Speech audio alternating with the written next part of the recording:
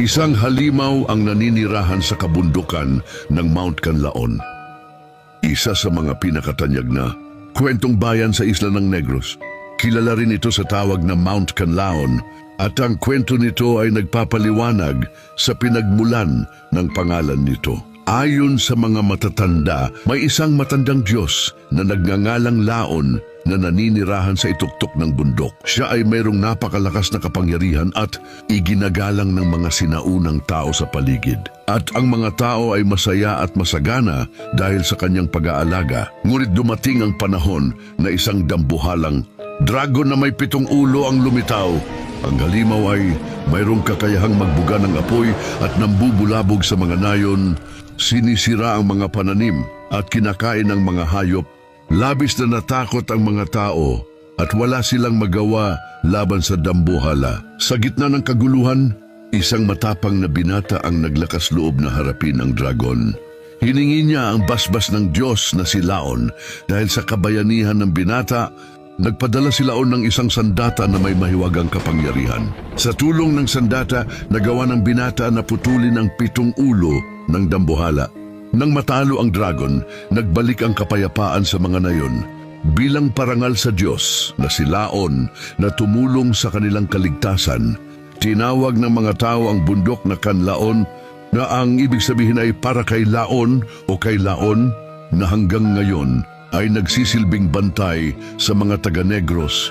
Ang mga kwentong ito ay nagpapahiwatig na ang mga sinaunang Pilipino ay may malalim na pag-unawa sa kalikasan at ginamit nila ang mga alamat upang ipaliwanag ang mga bagay na hindi nila may paliwanag gamit ang siyensya.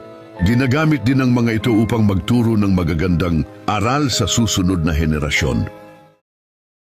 Mayroong kwentong bayan mula sa Ilog Calaba tungkol sa isang babae na nakatira sa kuweba sa tabi ng ilog na ipinapasa sa bawat henerasyon sa pamamagitan ng kwento.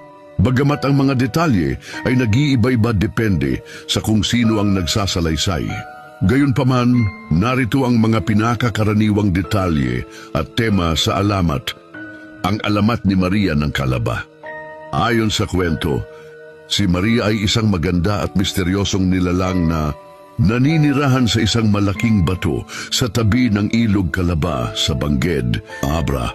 Sinasabing siya ay may pambihirang ganda, napakahabang buhok at mahahabang kuko. Dahil dito, tinawag siyang Maria Karamot o Maria Clara na Sirena ng mga matatanda. Si Maria ay inilalarawan bilang isang mapaglaro ngunit malungkot na nilalang.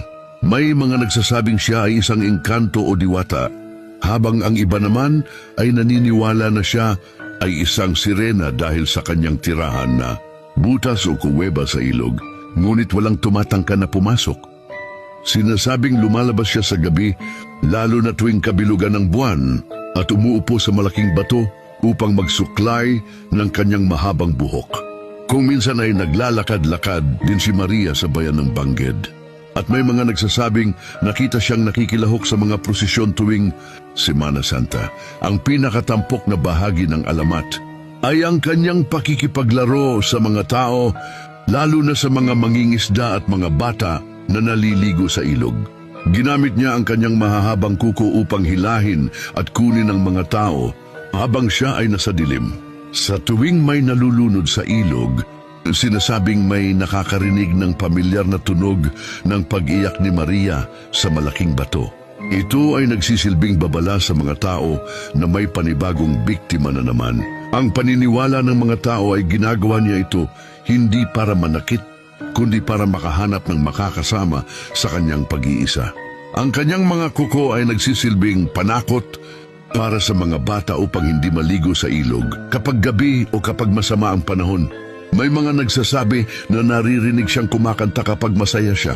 May mga pagkakataon ding naririnig siyang naglalaba sa gitna ng gabi. Ang alamat ni Maria ng Calaba ay nagsisilbing babala at paalala sa mga residente ng Abra, lalo na sa mga kabataan, na maging maingat sa ilog. Sa pamamagitan ng kwento, naipapasa ang mga aral tungkol sa paggalang sa kalikasan, pag-iingat sa sarili, at ang paniniwala na may mga nilalang na kasama nating naninirahan sa mundo. Ito ay nagpapakita ng malalim na koneksyon ng mga taga-Abra sa kanilang kapaligiran at sa mga kwentong nagpapayaman sa kanilang kultura.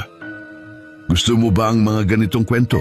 Halika at magsubaybay para sa mga kwentong hiwaga at kababalaghan